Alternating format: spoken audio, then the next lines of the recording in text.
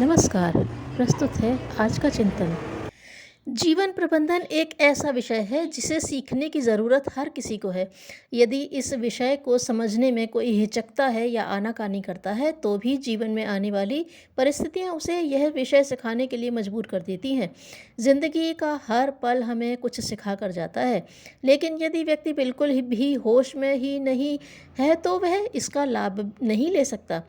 अन्यथा जीवन में मिलने वाली असफलताएं, परेशानियां, चुनौतियां, अपमान, शारीरिक व मानसिक कष्ट यह बताते हैं कि जिंदगी जीने में कहीं कोई भूल हुई है, जिसका परिणाम आज भुगतना पड़ रहा है।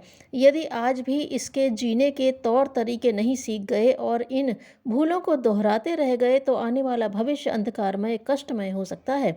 निश्चित तौर पर जीवन को संभालने के लिए जीवन को गहराई से समझना जरूरी है, इसके सिद्धांतों को जानना जरूरी है और अपनी क्षमताओं को पहचानना और उनका सही नियोजन करना भी उतना ही ज़रूरी है।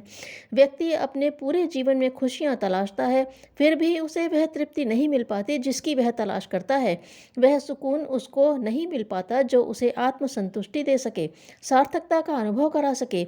इसके लिए व्यक्ति को अपनी चाहतों के ढेर में से सही चाहत को तलाशना होगा। जो चाहतें व्यक्ति पूरा करने में लगा है, उनके पूरा होने पर क्या वह संतुष्ट हो जाएगा या फिर उसकी अतृप्ति बढ़ जाएगी? ऐसा क्या है जिसकी उसे परम आवश्यकता है, जिसके मिल जाने पर उसकी अतृप्ति समाप्त हो सकती है? इस प्रश्न को बार बार सोचना होगा और सही उत्तर की प्रतीक्षा करनी होगी। हमारा जीवन जिन शक्तियों से संचालित है उनका हम सदुपयोग भी कर सकते हैं और दुरुपयोग भी। यह कार्य करने के लिए हम स्वतंत्र हैं, लेकिन हम जिस तरह का कार्य करेंगे उसका फल भोगने के लिए परतंत्र हैं। वहाँ पर हमारी स्वतंत्रता समाप्त होती है और महाकाल की स्वतंत्रता आरंभ हो जाती है। इसलिए इस तथ्य को भली प्रकार समझकर हमें कर्म करना चाहिए। जिस तरह के परिणाम की हम आशा करते हैं उसके अनुरूप कर्म करने का प्रयास करना चाहिए। यदि हमारे कर्म की क्षमता ज़्यादा है तो परिणाम आशा से भी अच्छे मिल सकते हैं, और यदि कर्म की क्षमता कम है तो परिणाम आशा के विपरीत मिल सकते हैं। लेकिन सदैव वर्तमान कर्म के आधार पर अपने भविष्य में मिलने वाले परिणामों का आकलन करना उचित नहीं, क्योंकि मिलने वाले परिणाम हमारे कई शुभ व अशुभ कर्मों के फल हो सकते हैं। हमारे जीवन में कौन सा कर्म कब फलीभूत होगा यह व्यक्ति के संज्ञान में नहीं होता। कर्मों का परिपाक तो जन्म जन्मांतरों का खेल है और इस क्रम में विधाता ने भी कोई त्रुटि नहीं की है। सभी व्यक्तियों को अपने किए हुए शुभ और अशुभ कर्मों का फल भुगतना ही पड़ता है। कोई भी इससे बच नहीं सकता, चाहे वह भगवान ही क्यों न हो। इस मामले में विधाता ने किसी के साथ कोई भी पक्षपात नहीं किया है। हर व्यक्ति समयानुसार अपने शुभ अशुभ कर्मों के फल का भोग करता है, और यह प्रक्रिया तभी थमती है जब व्यक्ति निष्काम भाव से प्रभु को समर्पित करते हुए निरंतर लंबे समय तक कर्म करता है। ऐसे किए गए निष्काम कर्म से व्यक्ति के जन्म जन्मांतरों के संस्कारों का नाश होता है और व्यक्ति सही अर्थों में परम तत्व को समझ पाता है। हमारे जीवन के दो पक्ष हैं, एक दृश्य एवं दूसरा अदृश्य। जीवन में हर व्यक्ति का बाहरी रूप, उसका व्यवहार, किए गए कर्म आदि दिखते हैं, जबकि आंतरिक जीवन में उसके विचार, रुचियां, इच्छाएं एवं भावनाएं आदि होती हैं जो दिखाई नहीं पड़ती, लेकिन व्यक्ति इन्हें महसूस करता है।